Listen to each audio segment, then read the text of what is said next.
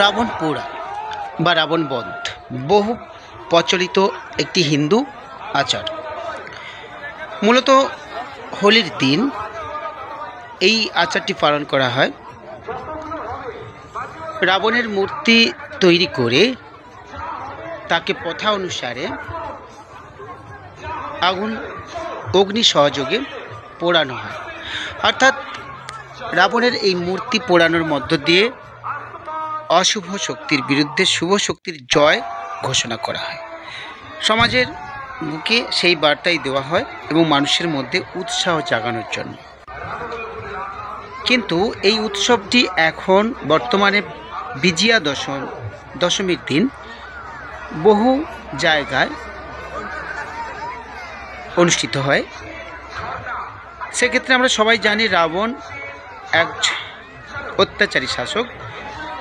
তিনি রামায়ণের রামচন্দ্রের স্ত্রী সীতাকে হরণ করেছিলেন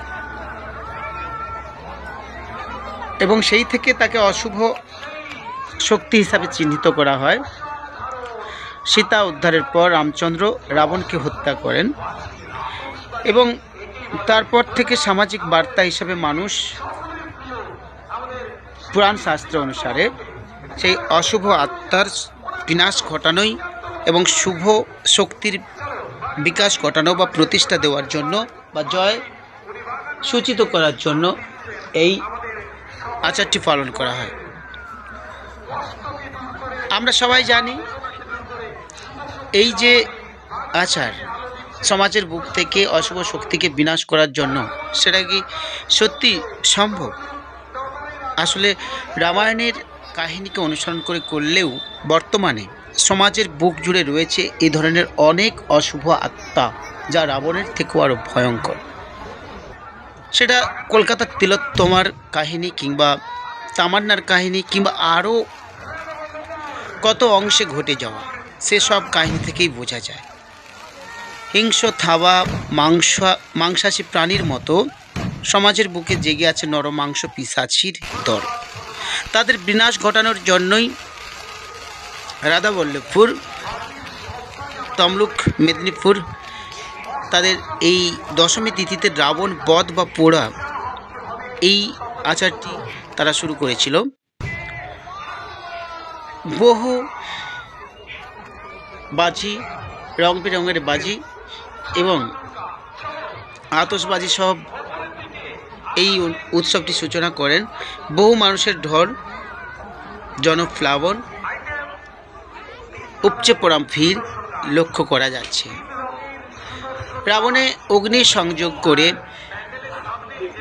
সেই অশুভ আত্মাকে সমাজ থেকে মুছে দেওয়ার কারণে এই অনুষ্ঠান সূচনা হলেও কিন্তু মানুষের মন থেকে সেই অশুভ ভাবনাগুলো কিন্তু আজও মুছে যায়নি। সেই থিমকে সামনে রেখে তারা এবারে সেই থিমের ভাবনা রাবণ পোড়ার মধ্য দিয়েই তারা দশমী তিথিতে তার বাস্তব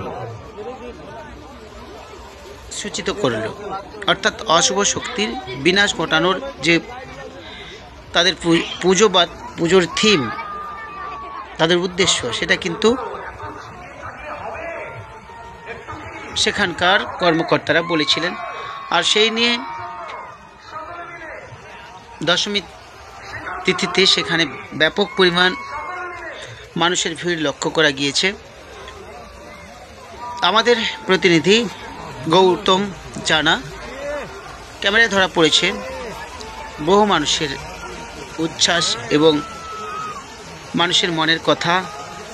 সমাজ থেকে পশু সুলভ, দানব সুলভ, রাবণ সুলভ মানুষেরা যাতে বিনাশ ঘটে, মুক্তি পায় সমাজ, মানুষের চলাফেরার রাস্তা এবং মানুষের স্বাধীনতা যেন সুস্থভাবে সুন্দরভাবে থাকে, অবাধে মানুষ বিচরণ করতে পারে, রাত্রে ভিত্রে মানুষ যেন সর্বত্রই বিচরণ করতে পারে, সে ভাবনাকে সামনে রেখে তারা অশুভ শক্তির বিনাশ হিসাবে এবারের পুজোর থিম অশুভ শক্তির বিনাশ।